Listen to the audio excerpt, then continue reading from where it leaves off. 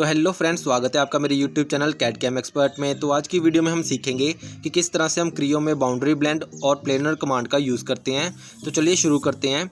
तो यहाँ पे मैंने एक स्केच ड्रॉ किया हुआ है, आपने भी कुछ इस तरह से स्केच ड्रॉ कर लेना। एक मैंने रेक्टेंगल ड्रॉ किया है और कुछ डिस्टेंस पे मैंने एक सर्कल ड्रॉ किया है और दो गाइड कर्व्स दिए हैं इसको साइड में।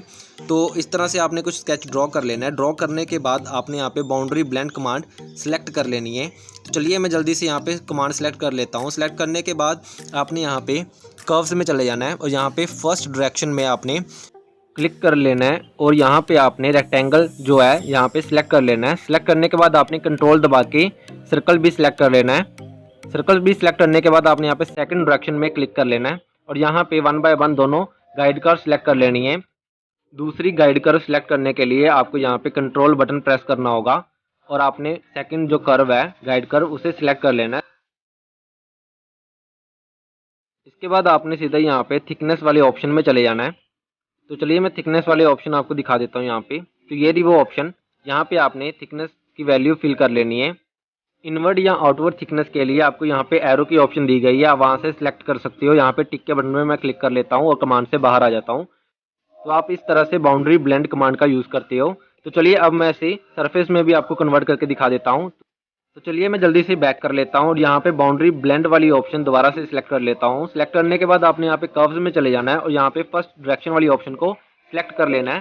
सिलेक्ट करने के बाद आपने यहाँ पे रेक्टेंगल सिलेक्ट कर लेना है और यहाँ पे आपने कंट्रोल दबा के सर्कल भी सिलेक्ट कर लेना है। सिलेक्ट करने के बाद आपने यहाँ पे सेकंड डायरेक्शन पे क्लिक कर लेना है। क्लिक करने के बाद आपने यहाँ पे जो गाइड कर्व्स है उसे सिलेक्ट कर लेना है और कंट्रोल दबा के दूसरी गाइड कर्व को भी सिलेक्ट कर लेना है। सिलेक्ट करने के बाद आपने यहाँ पे जो सरफेस की ऑप्शन है उसे यहाँ पे ऑन कर लेना है। तो ऑन करते ही हमारा जो प्रोडक्ट है वो सरफेस में कन्वर्ट हो जाएगा। तो ये देखिए हमारा जो प्रोडक्ट है वो सरफेस में कन्वर्ट हो चुका है। तो चलिए अब हम नेक्स्ट कमांड की तरफ बढ़ते हैं जो कि है प्लेनर कमांड। तो सबसे पहले आपने यहाँ पे प्लेनर कमांड को सिलेक्ट कर लेना है। इसके बाद आपने यहाँ पे रेफरेंसेस में चले जाना है और यहाँ पे आपने डिफाइन पे क्लिक कर लेना है। डिफाइन पे क्लिक करने के बाद आपने यहाँ पे कोई भी एक प्लेन सिलेक्ट कर लेना है। तो चलिए मैं जल्दी से यहाँ पे प्लेन सिलेक्शन कर लेता हूँ। प्लेन सिलेक्ट करने के बाद आपने यहाँ पे स्केच की ऑप्शन पे क्लिक कर लेना है। तो जैसे आप स्केच की ऑप्शन पे क्लिक करोगे आपने यहाँ पे नॉर्मल टू करके यहाँ पे एक रेक्टेंगल या जो भी आप प्रोफाइल ड्रॉ करना चाहते हो वो यहाँ पे ड्रॉ कर सकते हो। तो यहाँ पे मैंने रेक्टेंगल कमांड सेलेक्ट की है।